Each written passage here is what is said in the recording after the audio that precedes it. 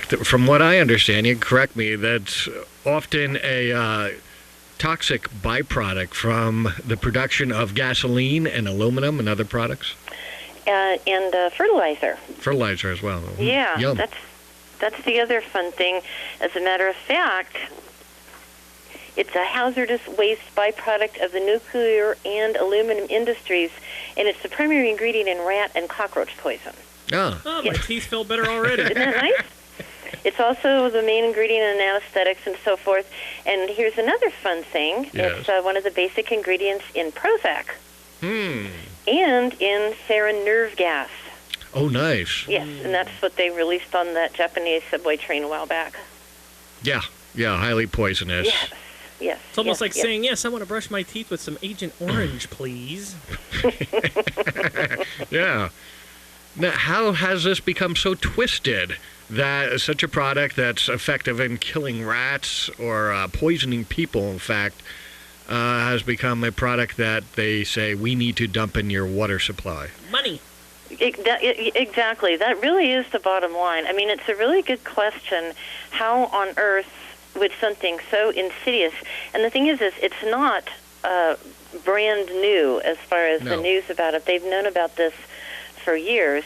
Actually, Hitler knew about it back in the 30s. We all know how much of a nice guy he was. Yeah, he was a real saint. Always had people's best interests in mind.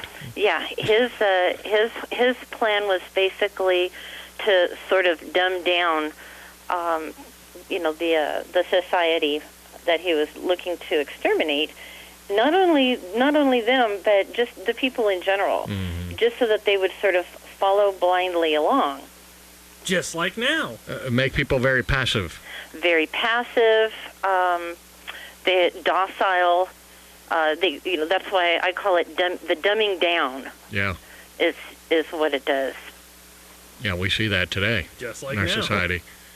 So it has all kind of bad effects. There's no really health effects to it. And not the fluoride that's being added in. Now, obviously, natural fluoride, which is organic, which is found in common foods. Now, that is really good for you because it does build and strengthen your bones and your teeth. But there's a huge difference between the organic fluoride and the fluoride that they're throwing in. This is sodium fluoride, aluminum fluoride, and different things like that. And it's a completely different... Our body is designed to assimilate certain chemical structures of the molecules. Yeah. And if the molecule is not exactly right, then the body can't use it, and it ends up poisoning instead. And the other fun thing about fluoride is it accumulates. So, after years and years and years, I mean, the cumulative effect of it is basically a slow poisoning of certain portions of the brain. Oh, nice. Targets the brain then, and I guess hence the mind-numbing effect. Exactly. And the Chinese have done several studies about this, and both animal studies and human. I mean, they use rats, and then they've noticed it in people. Obviously, they're not doing experiments on people. Of course, polite society doesn't do that.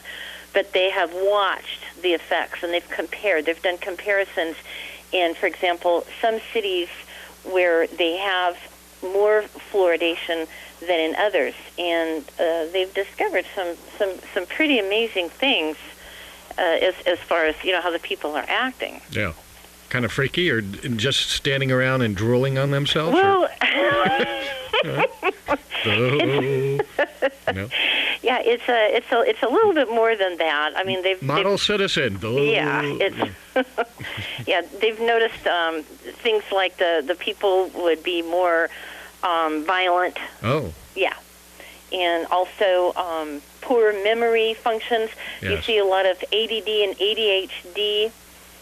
And another thing, too, is that fluoride works together with aluminum, which leads to Alzheimer's disease. I mean, it's mind-boggling when you really stop and think about all of the things that this stuff is causing in people, and yet and still we're being told that we need to drink it, paint it on our children's teeth. I mean, when pregnant women drink fluoridated water, it damages their brain functions as they're growing, and after they're grown, when they're small babies, it wrecks their teeth. Now, one thing that we notice in an over amount of fluoride is like the modeling of the teeth.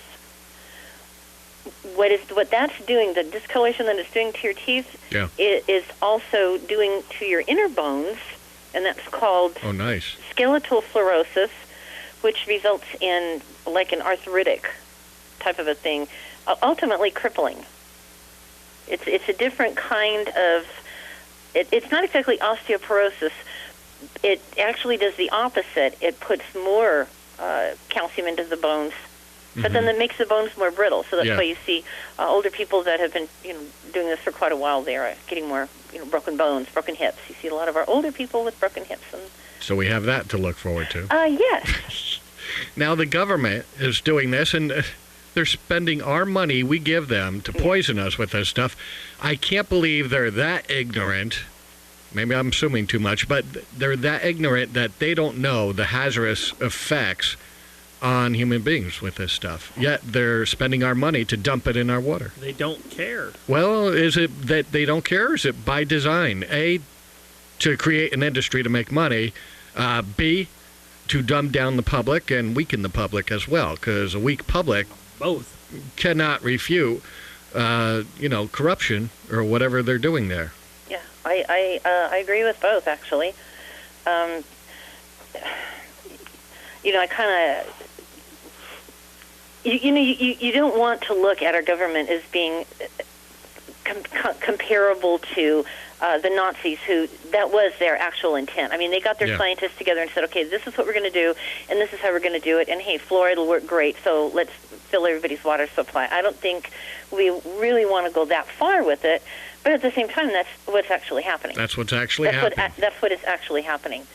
And as far as being ignorant about it, here's the thing. All of this information is easily available on the Internet. I just did, a couple of searches, and it's endless, the amount of articles and the research that goes back to